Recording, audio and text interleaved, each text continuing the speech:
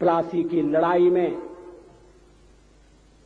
जितने लोग मैदान में लड़ रहे थे उससे ज्यादा लोग मैदान के बाहर खड़े होकर तमाशा देख रहे थे, लड़ाई का परिणाम सुनने की प्रतीक्षा कर रहे थे। देश के भाग्य का निर्णय होने जा रहा था, मगर उस निर्णय में सारा देश शामिल नहीं था। विदेश मंत्री के नाते मैं अफगानिस्तान गया था। आपको सुनकर ताज्जुब होगा, अफगानिस्तान के अपने मेजबानों से मैंने कहा मैं गजनी जाना चाहता हूं, गजनी। पहले वो मेरी बात उनकी समझ में नहीं आई। कहने लगे गजनी तो कोई टूरिस्ट स्पॉट नहीं है,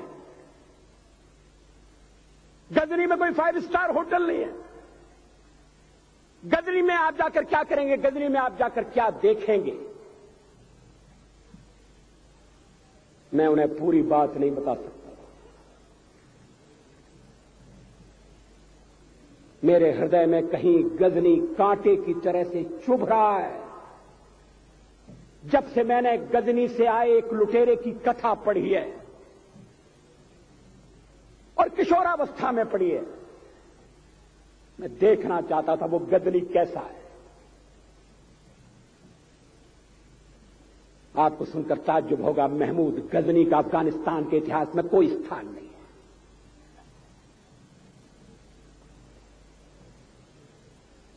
गजनी छोटी सी जगह है, छोटा सा गांव है।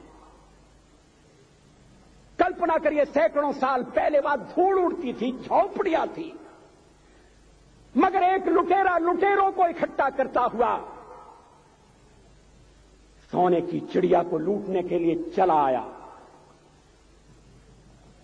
आपस की फूट से जो राजा है वो लड़ेगा, जो क्षत्रिय है वो लड़ेगा। हमने समाज के बहुत बड़े वर्ग को लड़ने के अधिकार से वंचित कर दिया। हमने उन्हें हथियार नहीं उठाने दिए। मार्शल नॉन मार्शल के आधार पर हमने समाज को बांट दिया। वो लुटेरा सोमनाथ के मंदिर तक चला गया। पुजारी देखते रहे। मंदिर की पूजा भक्तों को करना पड़ती है। मंदिर तो एक प्रेरणा का केंद्र है। मैं देशपांडे जी की तरह से नास्तिक नहीं हूं, मगर उनकी नास्तिकता में भी जो आस्तिकता है मैं उसका आदर करता हूं, उसका सम्मान करता हूं। वो जिस आत्मविश्वास से नास्तिक होने की बात कहते हैं, तो मैं उनसे कहना चाहता हूं वो सचमुच में नास्तिक नहीं है। जिसकी आस्तिकता है, जिसका विश्वास है, वो नास्तिक कैसे हो सकता है।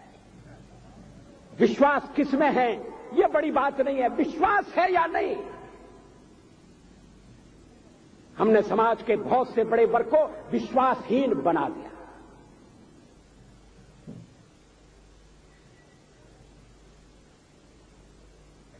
लोगों ने हथियार नहीं उठाए, वेद पढ़ने के दरवाजे बंद कर दिए। इसलिए हम पादाक्रांत हुए।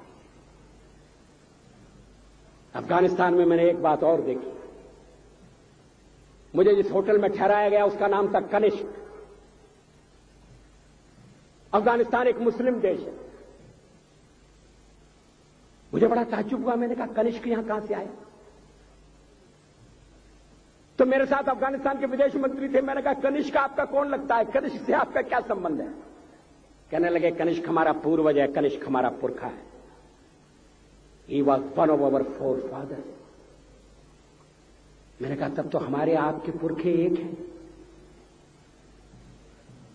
अफगानिस्तान के लोगों ने उपासना पद्धति बदली है, संस्कृति नहीं बदली। आज के भारत के परिवेश में यह सुनने के बाद थोड़ा विचित्र लगता है। हमारे यहां तो धर्मांतरण के साथ राष्ट्रांतरण होता है, ऐसा दृश्य दिखाई देता है। पड़ोसी देशों में ऐसा नहीं हुआ। अभी राम जन्मभूमि का मामला चल रहा है। एक विदेशी आए, कहने लगे ये राम जन्मभूमि का क्या झगड़ा है।